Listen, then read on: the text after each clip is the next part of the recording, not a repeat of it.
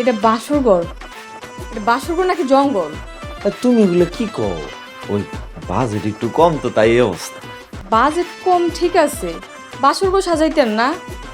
লতা পাতা দেওয়ার কি দরকার ছিল? এইটা তুমি কি কও? বিয়ার দিন বাসঘর সাজানো না? শোনো, আমরা ভাবছি যে ফুল টুল কিনা টিয়া পয়সা অপচয় না কইরা গাছে লতা পাতা দিয়া বাসঘরটা সাজাইলে এমনি তো একটা রাইতেরই কথা।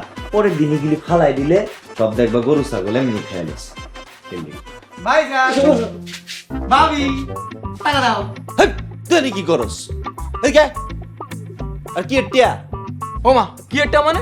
এই যে বাসর ঘর সাজালাম, এটা। এই লতা পাতা দিয়া বাসঘর সাজায় তুই আবার কি টিয়া পয়সা চাস রে?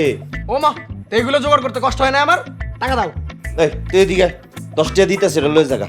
ভাইজান, 10 টাকা হইব না, আমার 20 টাকা লাগবে, 20 টাকা দাও। মাত্র 20 টাকা এই বাসরঘর সাজানোর লেগা? আল্লাহ, কোন দুনিয়াতে আইছি আমি?